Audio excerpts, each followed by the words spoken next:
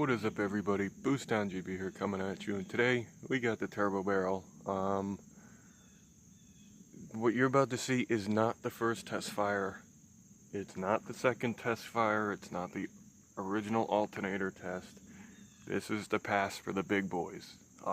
This is literally going to decide whether or not everything I just did on this is full of shit or actually worthwhile. So, that right there is a smog pump off of a V6 Ford, the Thunderbird, that thing right there. And then that right there is an alternator that came off of the Corvette, the C4. It's a 108 amp alternator. The smog pump is only a little 5.0 kilogram per hour thing. So basically what I'm doing is I'm taking the boost pressure from the turbo barrel, the cold air boost pressure, and bypassing it past the wastegate into the smog pump. And when you do that, when you put air into this, it spins. So I'm thinking, why not just run the alternator with the boost pressure, since I already have to wastegate it to manage a proper, consistent, running of the barrel, so it doesn't just overheat and blow apart like the last run did. So the way you operate the smog pump is with this ball valve here, and once the system is up to boost, the turbo's spinning, making boost, all that fun shit, you just open it. What happens is the wastegate closes up and it diverts all of the air into this tube here. The wastegate still kind of works because this ball valve doesn't flow the same amount of airflow the wastegate does, so there's still back pressure in the system going through this hose here. And because I can go and close the wastegate, the boost reference, the wastegate off, and that thing will spool to like 30-40 pounds with this valve still open. And the smog pump, it spins pretty rapidly the more boost air is going to it. So we'll see what that does. My first original test with the alternator had the little tiny pulley on the alternator, and it was too much drag on the smog pump. Simply, that was the deal. Because it has, a 5-inch pulley on the smog pump, and it only had like a 2-inch pulley on the alternator. Yeah, that didn't make enough torque. So now, as you can see, we put a bigger pulley, actually, from another smog pump on the alternator, so technically it's 1-to-1. Maybe it'll have enough torque on the smog pump to turn now. So I guess we'll find out. There's one more thing I want to get across before we start the run. Is like parts availability and just easeability of making one of these things. So my idea is, as cheaply as possible. Now obviously there's some high dollar items on here, like the precision turbo wastegate, that aluminum oil tank, what else? The turbo I had to buy, but you don't even have to do any of that shit.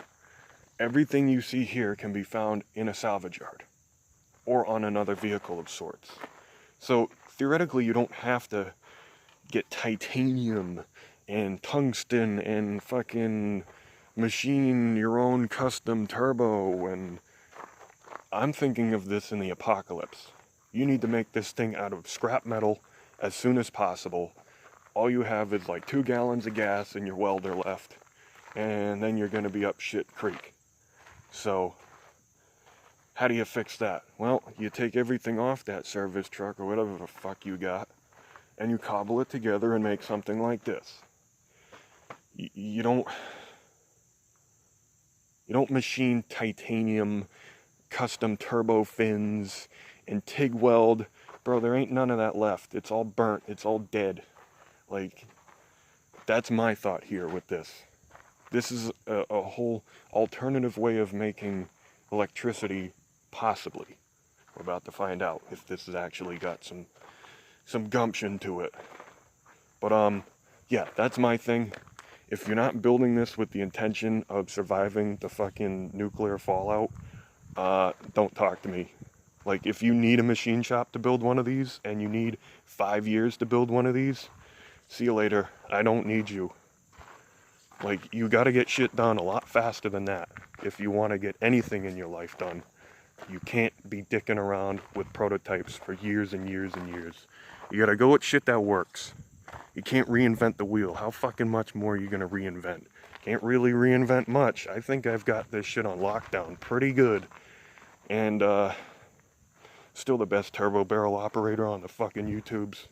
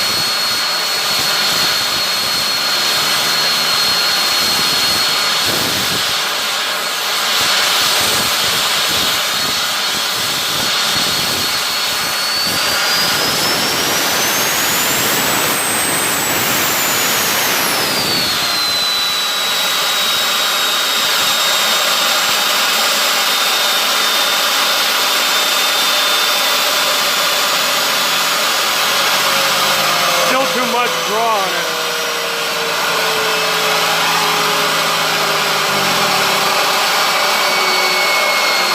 I don't know if I'm out of wood already or what.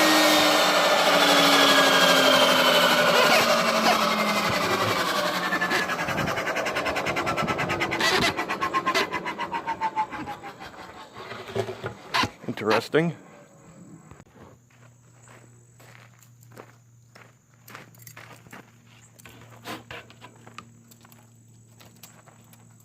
See if it'll refire. It might have been. It might have burnt through that wood already. Yeah, we'll leave it up on the boost.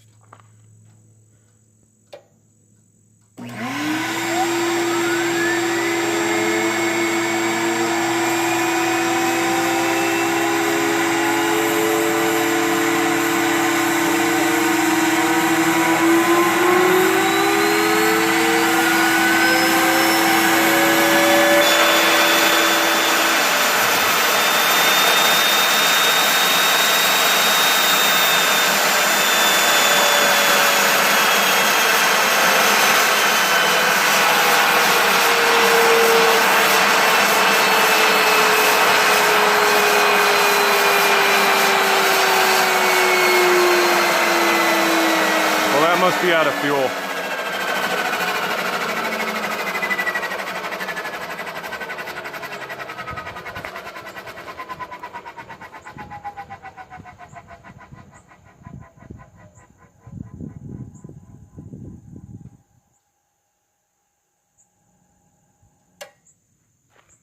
That thing must be out of fuel. I mean, there's enough for it to fire back up, but I don't think there's enough in the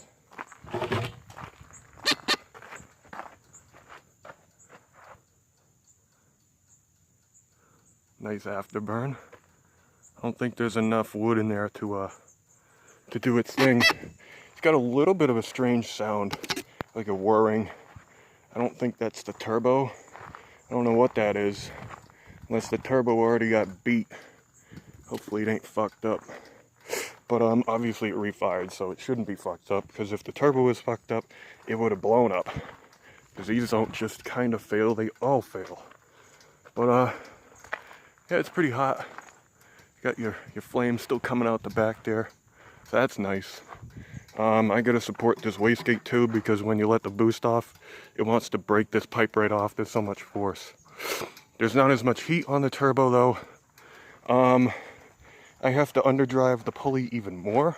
Probably have to put the little pulley on the smog pump and then leave the big pulley on the alternator. It was turning it with the field hooked up, so that is a good sign for me.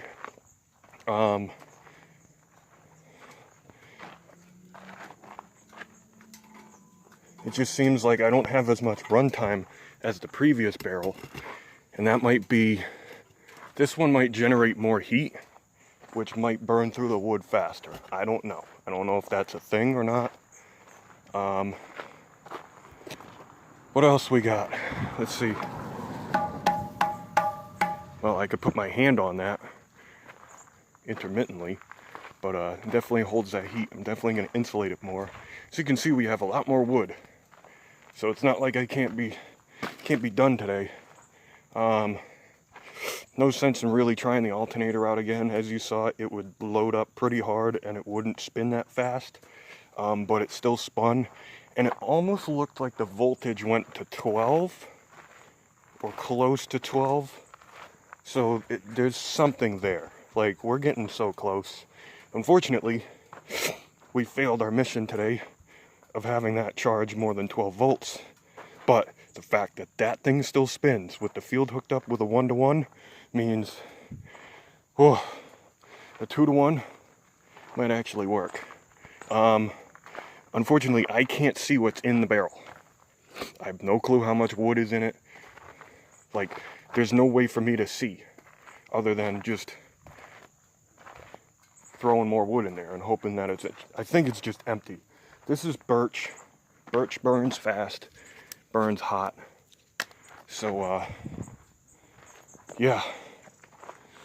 It's pretty hot here. I'm not gonna bother doing a temp test because it's fucking hot. Let's see. The heat transfer, ow, well that's hot. But here is perfectly fine. Oil tank, I can touch. That's perfectly fine on temperature. Oil pressure was down a little bit from the last run, so I don't know, maybe I did fuck up a bearing. But you all have to understand, if you mess up a bearing in a turbocharger at that speed, with like what you just saw, with the flames coming out the back, there's no chance this thing would even survive that. Like, the last pass with the burnt bearings, it just exploded.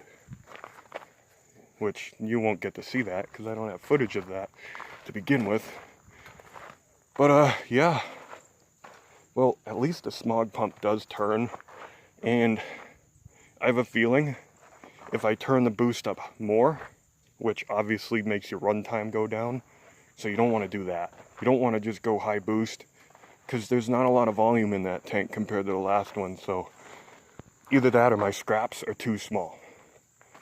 That might be a thing. I might just be running too small of wood, and it might just burn through it way too fast, because this is like what was going in there. This stuff. I didn't have a lot of very large pieces, or is birch a hardwood? I don't even think it is. It doesn't feel very hardwood. So yeah, I think like fir or hickory or something that has a longer burn time would be better in here. Now, you can't make a hopper. There's just no way. This thing makes too much heat. That barrel right there, I know, was over 800 degrees sitting there, so you can't put a hopper with a ball valve, because even this ball valve is really easy to open, and I think it's melting just from the heat. So if you put a ball valve there, you're gonna melt it, and now you can't open it. You put anything touching the tank, wood pellets or anything, that shit's just gonna start combusting inside there. Like, you can't have anything near this thing or it's going to just disintegrate and melt. So, that's that. It fired up really quickly. So, I'll stand by the operator status of being king fucking turbo barrel, because I think we are.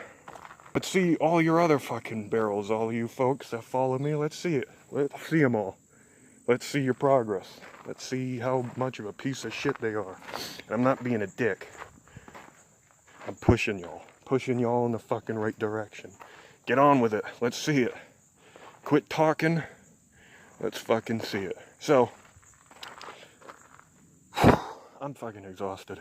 I had to drag that tree out of the fucking woods this morning. And there's not much oxygen around this tank because it's so goddamn hot right now. So, I think I'm going to end the video. It's probably going to be like 20 minutes anyway, so I got to sift through all this dog shit and see what I actually want to post. Probably everything, because I don't even give a fuck anymore about this barrel. Like, I do. I care about it.